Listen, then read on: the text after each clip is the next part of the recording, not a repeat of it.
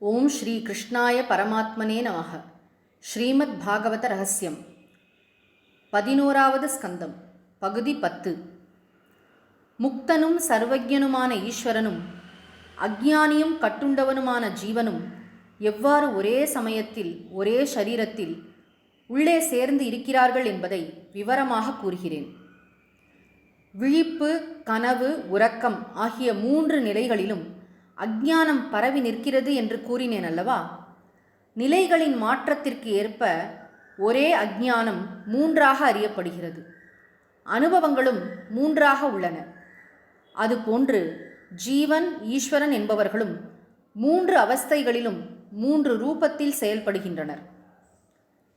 ஈஸ்வரத்துவம் மிகவும் உள்ளடங்கியதும் ஜீவன் முழுமையாக விரிந்துள்ள நிலையுமே விழிப்பு நிலை எனப்படுகிறது. அதனால் விழிப்பு நிலையில், ஜாகிரத அவஸ்தையில் சாதாரணமாக உள்ளவர்களுக்கு ஈஸ்வர தத்துவத்தை காண்பது மிகவும் கடினம். ஜீவத்துவம் முழுமையாக ஒடுங்கி ஈஸ்வரத்துவம் பூரணமாக ஒளிரும் நிலையே ஆழ்ந்த உறக்கம். எல்லாவற்றையும் அறிந்து கொள்ளும் ஜீவன் ஆழ்ந்த உறக்கத்தில் லயிப்பதால், முழுவதுமாக அடங்கி விடுவதால் அப்போதும் ஈஸ்வர தத்துவத்தை அறிந்து கொள்வது கடினம். கனவில் ஜீவன், ஈஸ்வரன் ஆகிய இருவருக்குமே ஒரே மாதிரி முக்கியத்துவமும் ஒரே அளவு விரிந்த நிலையும் உள்ளதால் மிகவும் எளிதாக ஈஸ்வரத்துவத்தை அறிந்து கொள்ள முடியும். ஸ்வப்ன அனுபவங்கள் முழுவதும் மனதின் சங்கல்பங்களும் வெறும் தோற்றமும் மட்டுமே என்று எல்லோரும் நினைக்கின்றனர். ஆனால் அப்படி நினைப்பது விழிப்பு நிலை ஏற்பட்ட பிறகே. ஸ்வப்னத்தை அனுபவித்து கொண்டிருக்கும் காலத்தில் காண்பதெல்லாம் உண்மை என்பதே அனைவரின் அனுபவமும். ஒருவன் நடுநிசியில் தன் வீட்டில் உறங்கும்போது ஒரு கனவு காண்பதாக வைத்துக்கொள்வோம். அப்போது மாலை நேரத்தில் அவன் தனியாக ஒரு காட்டினுள்ளே போய்கொண்டிருப்பதாகவும் அனுபவம் ஏற்படுகிறது. காட்டின் எல்லாவித அடையாளங்களையும் அப்போது அவன் பார்க்கிறான். திடீரென ஒரு புலியின் உருமல் சத்தம் கேட்டு பயப்படுகிறான். கலக்கத்தினால் அவனால் நடக்கக்கூட முடியாமல் ஆகிவிடுகிறது. என்றாலும் விரைந்து நடக்கிறான். சற்று நேரத்தில் புலி அவன் முன் வந்து நிற்கிறது. அதை பார்த்து பயந்து நடுங்கி உரக்க கூச்சலிடுகிறான். ஆனால் தொண்டையிலிருந்து ஓசை எழும்பவில்லை. திடீரென புலி அவன் மீது பாய்கிறது. இருவரும் நிலத்தில் விழுந்து விட்டாலும் புலி அவனை விடுவதாக இல்லை. அவனது கழுத்தை கடித்து இரத்தத்தை குடிக்கத் தொடங்குகிறது என்று வைத்துக்கொள்வோம். அப்போது புலியின் வாயில் துடித்து கொண்டு கூச்சலிடும் அதே நேரத்தில் தானே எந்த உணர்ச்சியுமின்றி அந்த காட்சியை காணவும் செய்கிறான். இங்கு எங்கிருந்து 2 நான் வந்தது? ஒரு நான் புலியின் வாயில் துடித்து கொண்டிருக்கும் நான், அதே சமயத்தில் இன்னொரு நான் அந்த காட்சியை நின்று கண்டு கொண்டிருக்கிறது. புலியின் வாயில் உள்ள எனக்கு தாங்க முடியாத வேதனை உள்ளது. ஆனால் வெளியில் நின்று பார்த்து கொண்டிருக்கும் எனக்கு எந்த ஒரு உணர்ச்சியும் இல்லை. சாட்சி ரூபத்தில், பாவத்தில் அதை கண்டு கொண்டிருக்கிறேன். இதில் புலி வாயில் அகப்பட்டு வேதனையை அனுபவிக்கும் நான் கர்த்தாவும் அனுபவிப்பவனும் அஞ்ஞானியுமான ஜீவன். புறத்தே நின்று காணும் நான் எல்லாம் அறிந்தவனும் நித்தியமுக்தனும் சாட்சியுமான ஈஸ்வரன். புலிதான் இந்த உலகம், ஜகத். ஆக இந்த 3 பாகங்களும் ஒன்று சேரும்போது அனுபவம் ஏற்படுகிறது. இதேதான் 3 அவஸ்தைகளிலும் நடக்கிறது. ஆனால் ஜீவன், ஈஸ்வரன், ஜகத் இம்மூன்றிற்கும் ஒரே அளவு முக்கியத்துவம் கிடைப்பது ஸ்வப்ன அவஸ்தையில், கனவு நிலையில் மட்டுமே. இவ்வாறு ஆராய்ந்து பார்க்கும்போது நித்திய முக்தனான ஈஸ்வரனும் கட்டுண்டு கிடக்கும் ஜீவனும் எப்படி ஒரே சமயத்தில் ஒரே ஷரீரத்தில் சேர்ந்து நிலை நிற்கின்றனர் என்பது நன்கு புரியும். பந்தமும் மோட்சமும் மாயாஸ்வரூபங்களே. பரமார்த்த அவஸ்தையில், அதாவது உண்மையான ஆன்மீக நிலையில் அவை இரண்டுமே இல்லை. உண்மையில் சம்சாரமே இல்லை.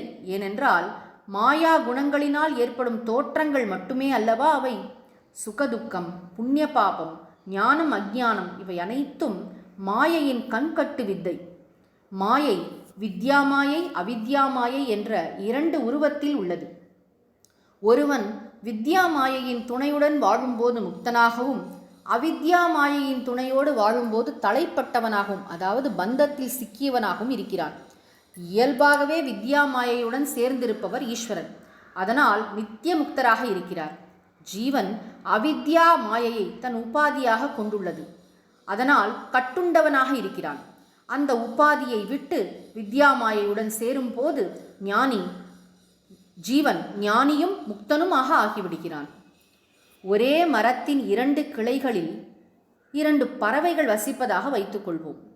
அதில் ஒரு பறவை மரத்தில் உள்ள பழங்களை தின்பதற்கும் அதன் மூலம் சுகத்தை அனுபவிப்பதற்கும் முயற்சி செய்து கொண்டிருக்கிறது. அதன் காரணமாக எப்போதும் துக்கத்தோடும் சக்தியற்றும் உள்ளது.